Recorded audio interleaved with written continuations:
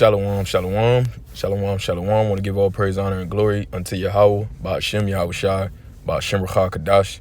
Like they say, shalom, Wa'ashem Yekabad, God, Wada Rekab, Zekoyim Nawa, Wahashala Yakim Nawa, and of course, shalom, Wabarakim, Labakaryim, Shah, Yasha Allah, which is peace and blessings unto the elect.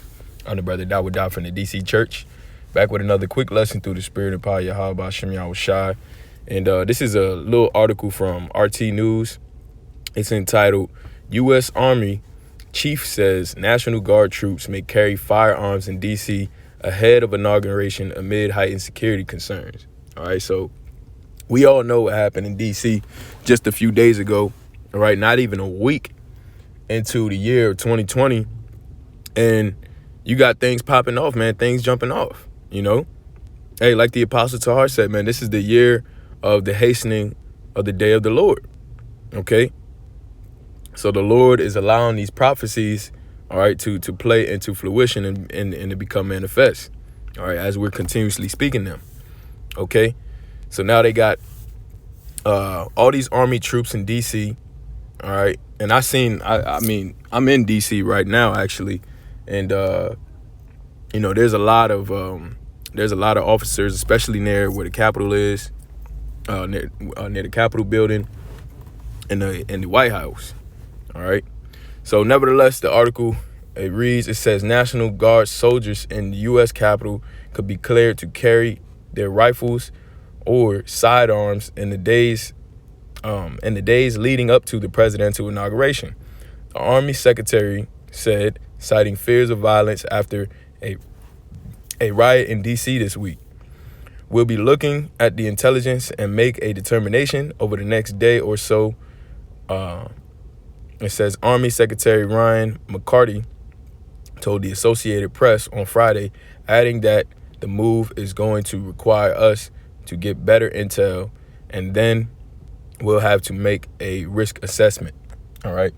So now, you know, we know, all right, this is nothing but what the scriptures talk about. All right, when the scriptures talk about the sedition amongst men, okay, and there's a lot of sedition. All right, a lot of turmoil, a lot of division, all right, based off of who they have in office. All right, now you got the true Edomites that want America to be great again. Of course, in their minds, America being great is Negroes, Latinos, and Native Americans being at the bottom. All right, and then you have somebody who's a snake who claims they're for you. Okay, I mean, they're both devils and they're both evil.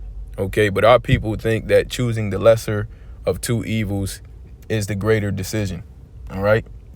Which the lesser of two evils is still evil, all right? And nevertheless, he's not even the lesser of two evils. Just because somebody doesn't show you that side, all right, our people believe that, they're not like that, all right? They're not that Biden is not like Trump in any type of way just because he doesn't show that type of side, all right? When we know that Esau is still going to be Esau, man. All right. So I'm going to read a little bit more of this, and I'm going to bring out some scriptures. It says the military assessment of the use of force guidelines comes days after a violent disturbance shook Washington, D.C., seeing a raucous crowd break away from a rally in support of President Donald Trump to storm the U.S. Capitol building. Leaving 5 people dead in the chaos. All right, you got people that died. It says, as concerns about further unrest run high ahead of Inauguration Day on January 20th, which is in about a week or two. Okay, it says the Army is mulling whether to allow the National Guard to deploy with M4 rifles or 9mm Beretta pistols, and reconsidering restrictions on the use of the military for domestic policing. Okay, so there's a lot of sedition, a lot of domestic policing, okay, before this Inauguration Day. And who knows what's going to happen, all right, when that day comes. Who knows if, the Proud Boys come back out here and the Black Lives Matter. Who knows, man, all right? But what we do know is what we know this, that these are the signs of the times. These are the signs that the Lord told us were going to happen before his very return. So this is 2 Ezra chapter 9 and verse 1. And he answered me then and said, measure thou the time diligently in itself, And when thou seest part of the signs pass, which I have told thee before, then shalt thou understand that it is the very same time wherein the highest will begin to visit the world which he made. So now we know that based on these signs, based on these tokens, okay, which are the proofs that the Lord is giving us, all right, which are these prophecies coming to pass, that he is nigh at hand, man. That day is very nigh at hand, that the Lord is going to return. Verse 3, therefore, when there shall be seen earthquakes and uproars of the people in the world, all right, and uproars of the people in the world, then shalt thou well understand that the Most High spake of those things from the days that were before thee, even from the beginning. For like as all that is made in the world hath a beginning and the end is manifest, even so the times of the highest have plain beginnings and wonders and powerful works and powerful and endings and effects and signs. So now the things that's happening, these are the signs of the Lord. You know, these are the signs that the Lord is going to return back to this earth, man. Okay. And now there's something called what? Cause and effect. All right. What you reap, you shall sow. So these are the effects, all right, of the wickedness of this place, man. The scriptures say, you know, matter of fact, let me grab it. It's the next chapter over, actually. This is 2nd Ezra chapter 50, all right, because it said what? Effects and signs, all right. So now we're going to get into that effects portion, okay. 2nd Ezra chapter 8 and verse 50, for many great misery shall be done to them in the latter time that shall dwell in the world, because they have walked in great pride. All right. So that was the cause of all of that, what's going on right now. And now you're starting to see the effects of it. OK, which the effects being what? Sedition, insurrection, civil unrest. All right. And there's going to be a whole lot more of that. OK, 5 people ain't nothing compared to what the Lord is about to bring to this place, man. All right. Now it says, but understand thou for thyself and seek out the glory as such as be like thee. And this is what we do. This is why we come out here to the Mazabak, all right, to the altar. And we preach the word of Yahweh Ba'ashem Yahweh Shai, man. We do what the Lord has compelled us to do, okay? And we compel others to do the likewise. It says the military assessment. Oh, no, Salaki, I already read that. Let me skip down. It says, while a contingent of some 340 National Guard troops was sent to D.C. ahead of Wednesday's Trump rally at the request of Mayor Muriel Bowser, they were unarmed and limited to only 100 or so on the ground at once, curbing their ability to confront potentially violent demonstrators or staff checkpoints around the city. So this is why these people were basically, you know, the military or the troops that they sent out were kind of overpowered. All right. And then you had that video of that one Jake. You had one Jake cop that was inside the Capitol building with all them damn Edomites ready to pounce on his ass, man, like a damn lion. All right. And that's what's going to happen, man. In that time, a lot of these cops is going to be singled out. A lot of these cops are going to be killed, man. The ones who are your public figure of authority, those are the ones who the scriptures say they're not going to be regarding their kings or their princes. They're not going to be regarding national authorities, all right, your local authorities. These people are going to be shot down in the street, man. Okay.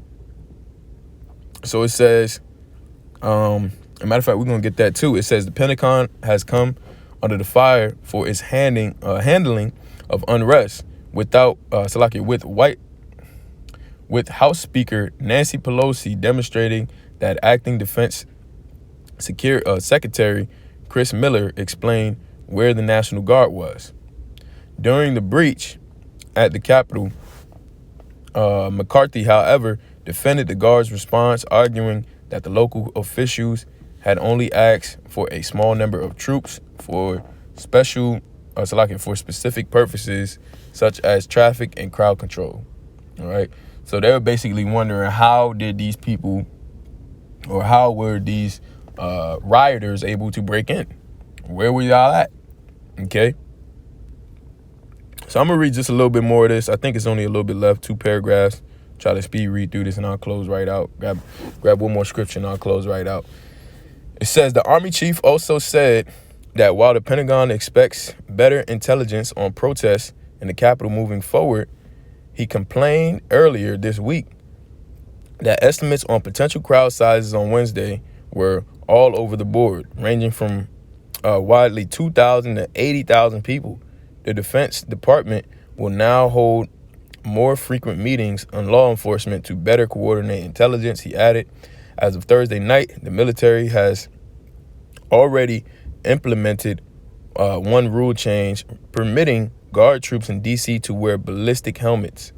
The move closely followed the death of the U.S. Capitol Police officer who reportedly succumbed to injuries after he was stuck in the head with a fire extinguisher. Oh, man. It says, according to the AP and D.C.-based journalist Alexandria Lemon, 4 others have lost their lives during the unrest, including one woman who was shot by police as protesters attempted to breach the Senate chambers, and 3 who died of medical emergencies. So basically, man, just all out chaos going on. You got police getting hit upside the head with fire extinguishers, women getting shot just for being in the crowds, trying to breach inside of the Capitol, the Senate chambers.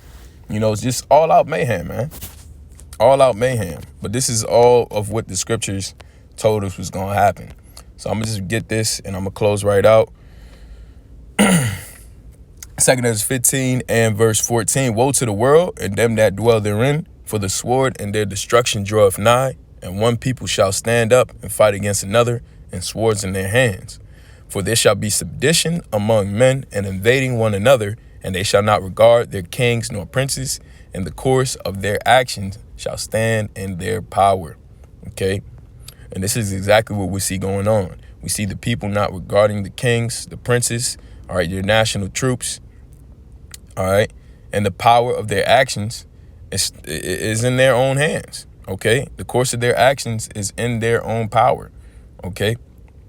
And which is why they were able to break through and cause all types of mayhem inside the Capitol building, okay? So, nevertheless, let's, as men of the Lord, our job is just to continue to watch, all right, these prophecies, of course, not be a part of them. And, continue to watch and pray, man, because this place is going down, all right? So with that, I want to give all praise, honor, and glory unto Yahweh, Ba'ashem Yahushua, Ba'ashem Ruach HaKodesh, and until next time, I'd like to say Shalom.